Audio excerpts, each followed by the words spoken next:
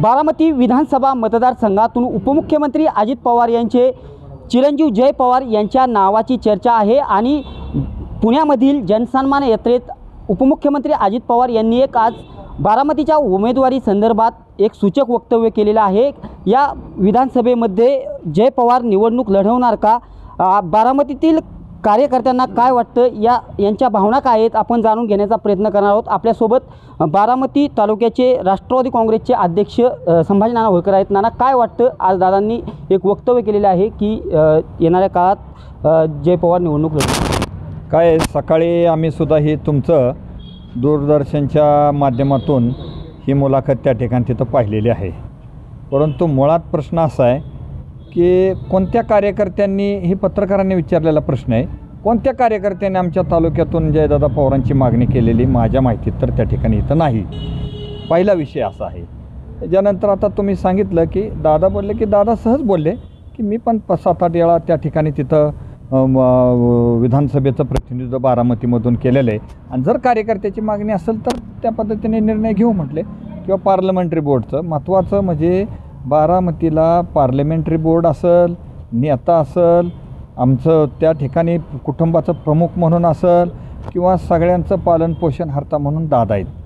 सगळ्या तालुक्यातल्या सगळ्या कार्यकर्त्यांचं आणि हे मायबाप जनतेचं सगळ्याचं दादाच त्या ठिकाणी तिथं प्रमुख म्हणून आम्ही त्यांना पाहतो आणि त्यामुळे दादा जो निर्णय घेतात तो सगळ्यांना तिथं मान्य असतो। परंतु या ठिकाणी दादांनी, मी आता 35 वर्ष झालं दादांच्या बरोबर काम करतो आहे, दादांनी 35-40 वर्षामध्ये खऱ्या अर्थाने ह्या तालुक्याचा, वाडी वस्तीचा, त्या गावचा सगळ्या सहकार असेल, शिक्षण असेल, आरोग्य असेल, शेती असेल, की एखादा माणूस आजारी पडला काय आणि त्या ठिकाणी शाळेला संगणक पाहिजे द्यायचं, तिथल्या विद्यार्थ्यांना कॉम्प्युटरचं शिक्षण द्यायचं आहे का, आणि त्याच्यावर कुठला अन्याय झाला? विकास कामं तर सगळीच करतात, विकास कामात तर दादांना बारामतीमध्ये विकास पुरुष म्हणून त्या ठिकाणी संबोधलं जातं आणि असा तालुक्याचा सगळ्याच क्षेत्रातला सामाजिक असेल, शैक्षणिक असेल, सांस्कृतिक असेल, हे सगळा विकास करण्याचं काम हे अजितदादांनी केलं आहे आणि म्हणून बारामतीतल्या जनतेचं आदरणीय दादांच्यावर त्या ठिकाणी तिथं प्रेम आहे, त्यांचे लोकांची त्याप्रती त्यांच्या भावना आहेत की तुम्ही गेल्या आजपर्यंत दादा तुम्ही बघितलं असं की लाखाच्या वरूनच त्या ठिकाणी तेवढून आलेले। गेल्या या खासदारकीच्या ह्याला भावनिक स्वरूपाचा प्रश्न झाला, अन्य काय त्या ठिकाणी तिथं कारणे होते, म्हणून त्या ठिकाणी मतदान थोडंसं हे झालं। ह्याचा अर्थ असा नाही इथं दादांना आज पण जेवढं गेल्या 25 वर्षाचं लीड होतं त्याच्यापेक्षा सुद्धा जास्तीचं लीड आत्ताच्या ह्याच्यात त्यांना मिळू शकतं। अशा प्रकारची परिस्थिती ही आज बारामती तालुक्यामध्ये आहे। एकंदरीतच अजित पवारच निवडणूक लढवतील असं अध्यक्ष सांगत आहेत, परंतु अजितदादांना एक वादा पक्का, दादांचा शब्द हा अंतिम असतो आणि दादा बोलतात ते करतात असं दरवेळेस बोललं जातं।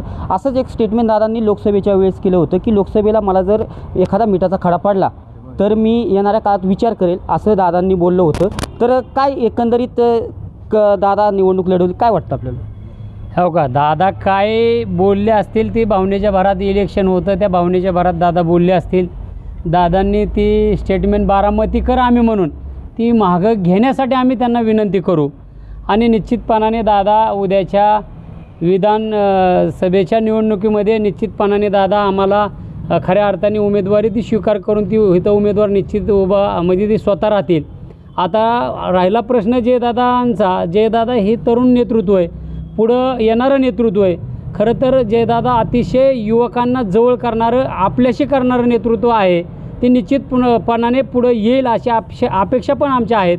परंतु येणाऱ्या निवडणुकीमध्ये आदरणीय दादांसारखं नेतृत्व ह्या बारामतीकरांना नव्हे तर ह्या महाराष्ट्राला अपेक्षित आहे।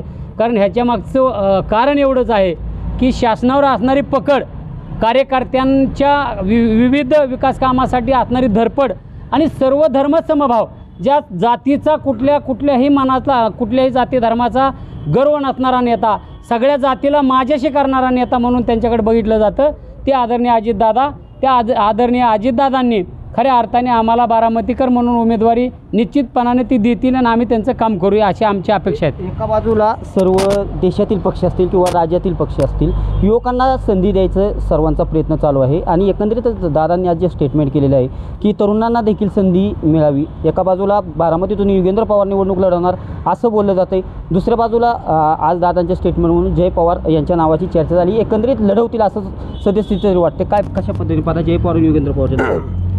नाही, ही चर्चा जी आहे ही नक्की कुणी सुरू केली ही आणखीन कळलेलं नाही आहे. आणि दादांनी तुम्ही पत्रकारांनी जो प्रश्न विचारला आहे त्याला एक शक्यता म्हणून उत्तर दिलेलं आहे की जर बारामतीकरांच्या भावना असतील, कार्यकर्त्यांच्या भावना असतील तर त्याबद्दल विचार केला जाईल असं दादांनी म्हटलेलं आहे. पण एक बारामतीकरांच्या भावना म्हणून जर तुम्हाला सांगावं असेल तर बारामतीकरांना दादाच पाहिजेत आणि दादाच पाहिजेत. कारण बारामतीचं पूर्ण जे काही अवलंबून आहे ते फक्त दादांवर आहे. त्यामुळे एका बारामतीकरांची भावना आहे की त्यांना दादाच हवेत. एकंदरीतच मी दादांना आवर्जून सगळे मिळून विनंती करतोय, दादांनी कुठं काही भावनेच्या भरात जरी शब्द दिले असतील तरी दादा ते शब्द मागे घेऊन बारामतीकरांना तुम्ही अजिबात सोडून आणि बारामतीकर तुमच्या पाठीशी आजही खंबीर आहे, मागे होता पुढे राहील.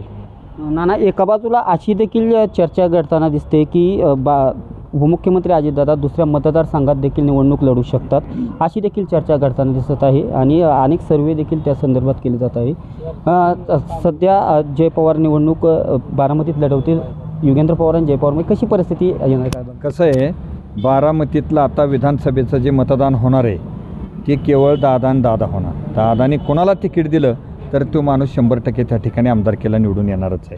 जयदादा आमचे त्या पद्धतीने त्यांचं काम हे तरुणांना त्यांनी बरोबर घेऊन सामाजिक, शैक्षणिक सगळ्या क्षेत्रामध्ये त्यांचं काम चांगलं आहे. ते काम त्या ठिकाणी तिथं करतायत. परंतु आत्ताच्या ह्या विधानसभेला तालुक्याचा, जिल्ह्याचा आणि राज्याचा विचार करता आणि खऱ्या अर्थाने महाराष्ट्राचा जर सर्वांगीण समतोल विकास करायचा असेल आणि एक सगळ्यात उत्तम प्रशासक, उत्तम संघटक आणि उत्तम विकासक म्हणून जर कोण आहे तर दादांचं नाव महाराष्ट्रातल्या सामान्य जनतेपासून सगळीकडे त्या ठिकाणी तिथं घेतलं जातं. आणि म्हणून आमच्या ह्या वेळेच्या निवडणुकीमध्ये दादा ही बारामतीतनंच लढतील आणि दादा महाराष्ट्रामधून, बारामतीतून 1 नंबरच्या मताने निवडून येतील. कारण आजपर्यंत जी कायदा आणि सुव्यवस्था राखण्यात बारामती 1 नंबर आहे. आणि कशी परिस्थिती येणाऱ्या काळात राहील? कारण दादा कायद्यावरती अतिशय पकड आहे, प्रशासनावर अतिशय पकड आहे, परंतु बारामतीला त्यानंतर निवडणूक लढवल्यानंतर दादा नसल्यानंतर किती बारामतीचं दादा नसतील हे बारामतीकर कल्पनाच करू शकत नाहीत. हा तर एक पहिला प्रश्न आहे. दादा विकास आणि दादांनी संपूर्ण विकासाचं राजकारण केलं, कधी जातीपातीचं राजकारण केलं नाही. आमच्या अध्यक्षांनी सांगितल्याप्रमाणे दादांची तालुक्याला गरज आहे, जिल्ह्याला गरज आहे, राज्याला आवश्यकता आहे. त्याच्यामुळं दादांच्यासारखं नेतृत्व या ठिकाणी असणं हे गरजेचं आहे आणि ते असणारच आहे. तर एकंदरीतच हे राष्ट्रवादीचे कार्यकर्ते होते. येणाऱ्या काळात जरी नवीन संधी पक्षाने दिली तरी अजितदादा जो निर्णय देतील तो आम्हाला मान्य आहे आणि तशाच पद्धतीने आम्ही ठामपणे काम देखील करू. परंतु बारामती आणि उपमुख्यमंत्री अजित पवार यांचं एक नातं वेगळं आहे. प्रशासनावरती पकड असेल किंवा कायदा व सुव्यवस्था राखण्याचा प्रश्न असेल किंवा बारामतीचा विकास असेल, या सर्वच गोष्टी फक्त उपमुख्यमंत्री अजितदादाच करू शकतात, अशा कार्यकर्त्यांनी यावेळी विश्वास व्यक्त केलेला आहे. आणि येणाऱ्या काळात बारामतीमधून अजित पवार यांनीच उमेदवारी घ्यावी आणि ती निवडणूक देखील लढवावी, अशा कार्यकर्त्यांनी आपल्या इच्छा व्यक्त केलेल्या आहेत. दीपक कापरे, बारामती.